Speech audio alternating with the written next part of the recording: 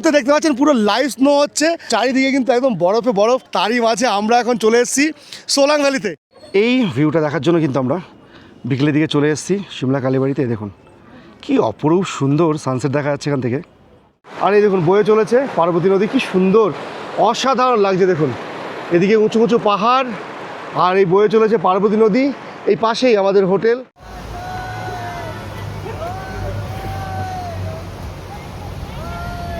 কেমন লাগছে বলুন? দুর্দান্ত। আমরা এই জিনিস পেয়েছি গুলমার্গে একদম 2014-তে, এই আচ্ছা। মার্চেই পেয়েছিলাম। মার্চে পেয়েছিলেন, হ্যাঁ। আর আজকে এসে এখানে সোলাং ভ্যালিতে। শহরের কোলাহল, হাজারো কাজের ব্যস্ততা আর দৈনন্দিন জীবনের ক্লান্তি, কখনো কি মনে হয়েছে সবকিছু ছেড়ে একটু দূরে কোথাও চলে যাই, যেখানে সকালের ঘুম ভাঙবে পাহাড়ের কোল ঘেঁষে, যেখানে ঠান্ডা হাওয়া ছুঁয়ে যাবে মুখ আর সামনে থাকবে শুধুই মেঘ আর মেঘ। এই স্বপ্নটাকেই বাস্তব রূপ দিতে আমি আরও একবার বেরিয়ে পড়লাম একটা 5 রাত 6 দিনের অসাধারণ যাত্রায়। গন্তব্য হিমাচল প্রদেশ।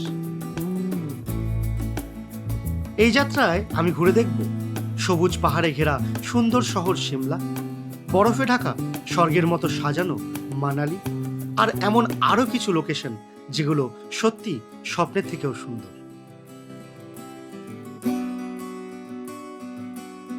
বরফে খেলা, মেঘের মধ্যে হাঁটা, নদীর ধারে দাঁড়িয়ে নিঃশ্বাস নেওয়া, এই ট্রিপে থাকবে সবকিছুই। আর শুধু ভিউ নয়, এই ট্রিপে আমরা দেখব কিভাবে কম বাজেটেও এই স্বপ্নটা পূরণ করা সম্ভব, কিভাবে যাব, কোথায় থাকব, খরচ কত হবে, সবকিছুই একদম ডিটেলসে জানাবো। তাহলে প্রস্তুত তো আমার সঙ্গে এই অসাধারণ যাত্রায় বেরিয়ে পড়ার জন্য? চলুন তবে শুরু করা যাক হিমাচলের এই 5 রাত 6 দিনের স্বপ্ন যাত্রা।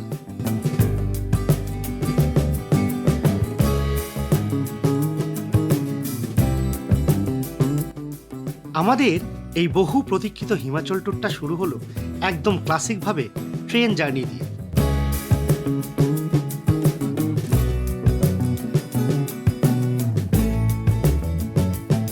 আমরা উঠেছিলাম হাওড়া অমৃতসর মিলে, যে গাড়িটা প্রতিদিন সন্ধে 7টা 20 সময় হাওড়া থেকে ছেড়ে দীর্ঘ 32 ঘন্টার জার্নি শেষ করে পৌঁছে দেয় আম্বালা ক্যান্টনমেন্ট জাংশনে।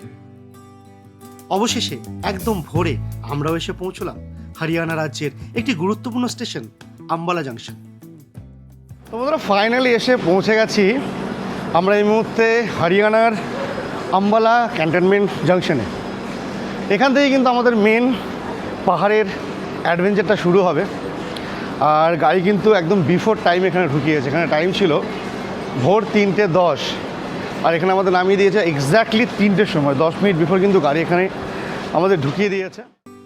আমরা এই ট্যুরটা করছি ট্যুর পিকার্সের সঙ্গে, তাই এই স্টেশন থেকে আমাদের জার্নি শুরু করে এই ট্যুরের শেষে পুনরায় এই স্টেশনে ফেরা পর্যন্ত সব দায়িত্বই তাদের। স্টেশন থেকে বেরিয়েই আমাদের জন্য অপেক্ষা করছিল গাড়ি, যেটাই করে আমরা আগামী 5 রাত 6 দিনের এই ট্যুরটা কাটাবো।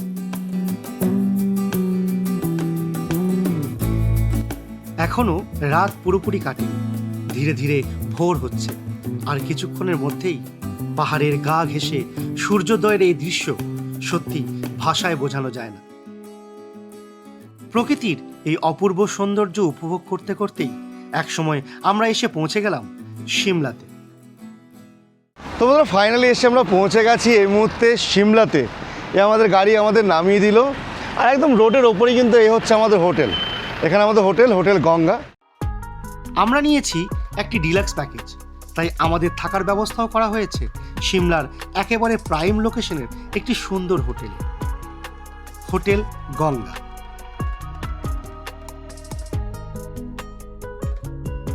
রুমে চেক ইন করে একটু ফ্রেশ হয়ে লাঞ্চ সেরে নিলাম, তারপর কিছুটা বিশ্রাম। ঘড়িতে সময় 5:26, আর আমরা এই মুহূর্তে চলেছি আমাদের হোটেল থেকে সিমলার কয়েকটা লোকাল সাইট সিন ঘুরে দেখতে। এখান থেকে পায়ে হেঁটেই যাব। প্রথমে এখান থেকে যাব আমরা সিমলা কালীবাড়ি। বিকেলে বেরিয়ে পড়লাম কাছাকাছি কয়েকটা জায়গা ঘুরতে। প্রথমেই গেলাম সিমলার বিখ্যাত কালীবাড়ি মন্দির।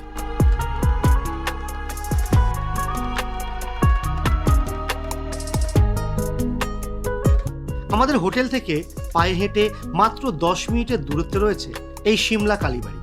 1845 সালে তৈরি এই মন্দিরটি শুধু ধর্মীয় নয়, ইতিহাসের দিক থেকেও যথেষ্ট গুরুত্বপূর্ণ। এখানে মা কালী শ্যামলা রূপে পূজিত হন। বলা হয় এই শ্যামলা নাম থেকেই নাকি সিমলা নামের উৎপত্তি। এখানে আসার বেস্ট টাইম আমার মতে সূর্যাস্তের সময়। এখান থেকে সূর্যাস্ত দেখার অনুভূতি একটা আলাদাই লেভেলের। এই কালীবাড়ির আরও একটা ভালো দিক হলো এখানে খুবই কম খরচে থাকা ও খাওয়ার ব্যবস্থাও রয়েছে, যা অনেক বাঙালি পর্যটকের কাছে খুবই জনপ্রিয়।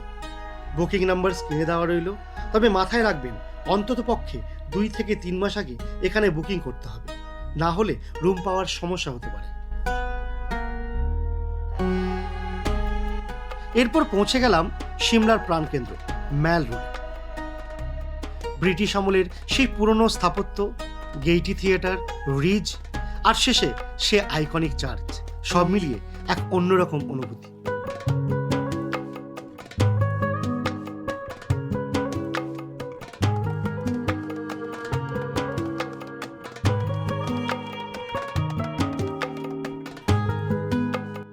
এরপর একটু শপিং করতে ঢুকে পড়লাম লাক্কার বাজারে।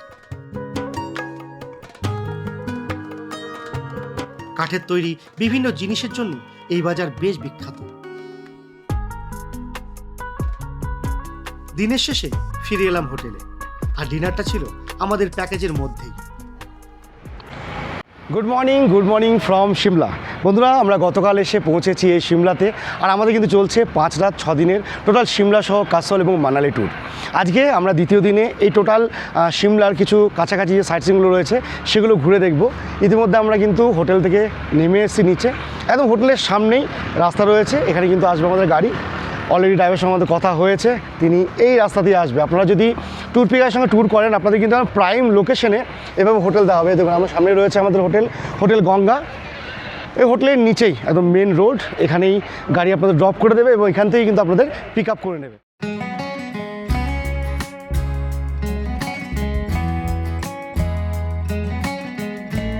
পরের দিন সকালে শুরু হলো সিমলার লোকাল সাইট সিইং। প্রথমেই গেলাম সিমলার বেশ জনপ্রিয় এবং প্রাচীন মন্দিরগুলির মধ্যে অন্যতম জাখু টেম্পলে। সিমলার সবচেয়ে উঁচু জায়গায় অবস্থিত এই জাখু টেম্পল। এই মন্দিরটি ভগবান হনুমানকে উৎসর্গ করা এবং এখানকার সবচেয়ে বড় আকর্ষণ হলো বিশাল হনুমান মূর্তি, যেটা প্রায় 108 ফুট উঁচু। এরপর আমরা চললাম সিমলা থেকে প্রায় 15 কিলোমিটার দূরে সিমলার অন্যতম জনপ্রিয় টুরিস্ট স্পট কুফরির দিকে। আমরা আপাতত কুফরির মিডল পয়েন্টে এলাম, যেখান থেকে কিন্তু আমরা এখানে দুটো জায়গা দেখব। এই গাড়িতে করে আমরা এসেছি, আর এরপরে কিন্তু আমাদের জিপসিতে 4x4 নিয়ে যাবে। আপাতত এখানে দুটো জায়গা রয়েছে, একটা স্টেপ ফার্মিং, পাহাড়ের ঢাল কেটে কেটে যে ধাপে ধাপে চাষ হয় সেটা আমরা দেখব। তার পাশাপাশি ওপরে একটা দুর্গা মাতার মন্দির আছে, সেটা আমরা দেখব। আর এই দেখুন এভাবে কিন্তু এখানে ইয়াক চড়ে ফটো তোলা হচ্ছে, আর এটা হচ্ছে ফাগু ফার্ম। কুফরিতে রয়েছে দারুণ একটি ভ্যালি। শীতকালে এখানে বরফ পড়ে, আর তখন কুফরি হয়ে ওঠে মিনি সুইজারল্যান্ড।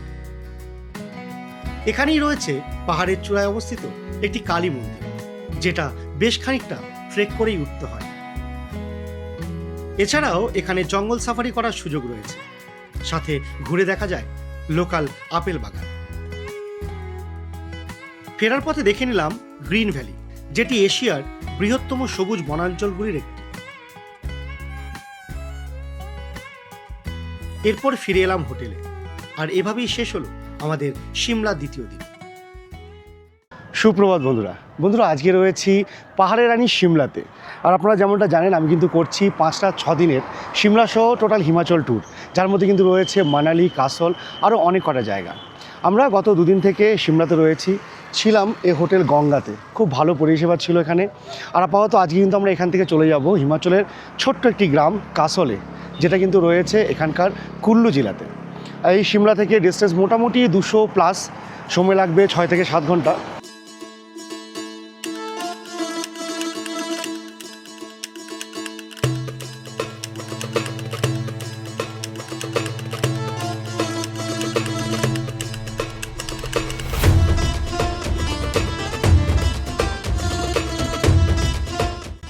তৃতীয় দিন সকালে আমরা রওনা দিলাম কাসলের পথে। পথে পড়ল সুন্দরনগর লেক, অসাধারণ সুন্দর একটি জায়গা, যেখানে দাঁড়িয়ে আমরা কিছুক্ষণ উপভোগ করলাম প্রকৃতির শান্ত রূপ। এই লেকটা হিমাচলের বৃহৎ লেকগুলির মধ্যে একটি। এই চলার পথেই আমরা দাঁড়ালাম কুল্লু জেলার এই বিখ্যাত পান্ডুয়া ড্যামের কাছে। তো বন্ধুরা, এখন দাঁড়িয়ে আছি হিমাচলের বিখ্যাত পান্ডুয়া ড্যামের সামনে, যে ড্যামটা কিন্তু রয়েছে বিয়াস নদীর ওপরে। আর এটার লোকেশন বলতে গেলে এটা হচ্ছে মান্ডি জেলাতে অবস্থিত। এই ড্যামটি মূলত জলবিদ্যুৎ উৎপাদন ও বিয়াস নদীর জল অন্যান্য প্রজেক্টে ব্যবহারের জন্য তৈরি করা। চারিদিকে সবুজ পাহাড় ও মাঝে নীল জলের এই জলধারাটির ভিউ এই ট্রিপটিকে আরও মেমোরেবল করে তোলে। এর পাশেই রয়েছে বগলামুখী রোপওয়ে, যে রোপওয়ে করে পৌঁছে যাওয়া যায় ড্যামটির পাশেই এই পাহাড়ের চূড়ায় অবস্থিত বগলামুখী মায়ের মন্দির।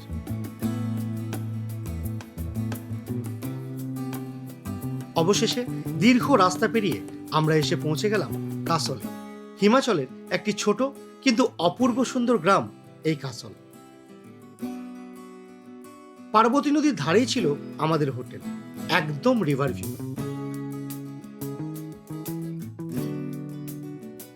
সকালে ঘুম থেকে উঠেই নদীর ধারে কিছুটা সময় কাটানো, এই অনুভূতিটাই সত্যি আলাদা।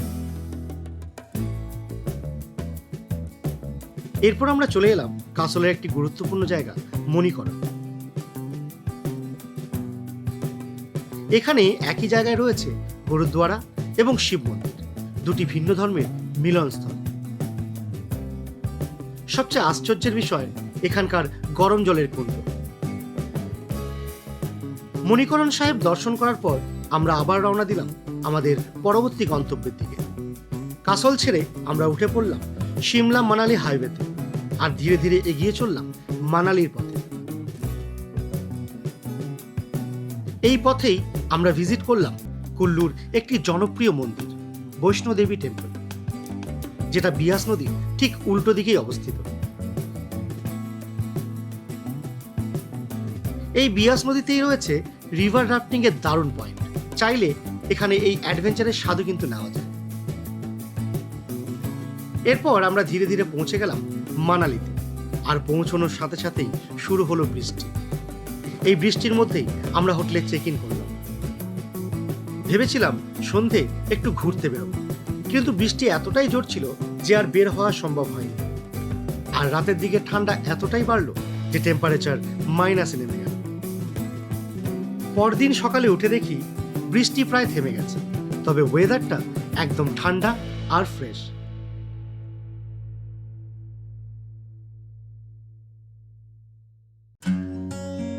ড্রাইভারের থেকে খবর পেলাম ওপরে বরফ পড়েছে, আর আমরা সেই দিকেই রওনা দিলাম। दूरी दूरी सी रहे, ठहरी ठहरी सी बहे, हवा जो ये दिल की कहे, कैसे बताऊं तुझे। আজকের দিনটা একদম স্পেশাল হতে চলেছে, কারণ আজ আমরা দেখতে যাচ্ছি সেই জিনিস যার জন্য মানুষ মানালি আসে। হ্যাঁ, স্নোফল। ढूंढूं मन का आसमां पर कभी न पाऊं तुझे। বন্ধুরা, এসে পৌঁছে গেছি সোলাং ভ্যালিতে। আর মার্চ মাসের 16 তারিখে সোলাং ভ্যালির এই অবস্থা দেখুন, পুরো লাইভ স্নো হচ্ছে, চারিদিকে সাদা বরফ। ওহ, অসাধারণ লাগছে। এখন আমরা পুরোপুরি ভ্যালির মধ্যে ঢুকে গেছি, আর ওপরে রাস্তা কিন্তু বন্ধ। এত বরফ পড়েছে, এত বরফ পড়েছে, অটল টানেল, শিশু, ওগুলো সমস্ত বন্ধ করে দিয়েছে শুধুমাত্র এই সোলাং ভ্যালির মধ্যে। তাও হয়তো দুপুরে পরে বন্ধ করে দেবে নাকি জানি না।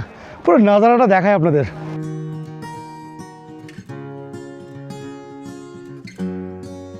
ফাইনালি আমরা পৌঁছে গেলাম সোলাং ভ্যালিতে।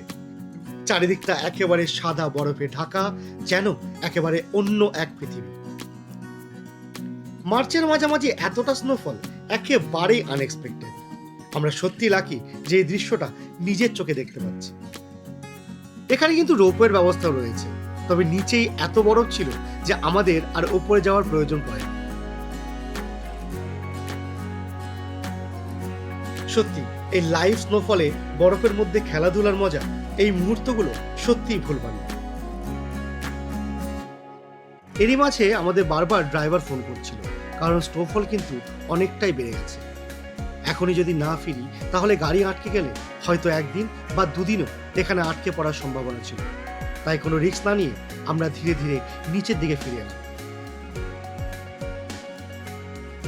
তবে হোটেলে ফিরে এক অসাধারণ দৃশ্য অপেক্ষা করছিল আমাদের জন্য। গতকাল যেখানে শুধু বৃষ্টি ছিল, আজ সেখানে দাঁড়িয়ে আমরা উপভোগ করছি স্নোফল। ব্যালকনিতে বসে এই দৃশ্য একেবারে ম্যাজিক্যাল।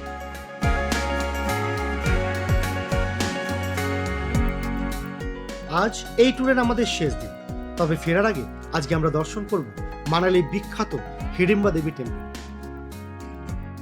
মানালির প্রাচীনতম মন্দিরগুলির মধ্যে অন্যতম এই হিডিম্বা দেবী মন্দির। গতরাতের বরফে চারপাশটা একেবারে সাদা, আর তাতেই এই প্রাচীন মন্দিরের সৌন্দর্য যেন আরো অনেক গুণ বেড়ে গেছে।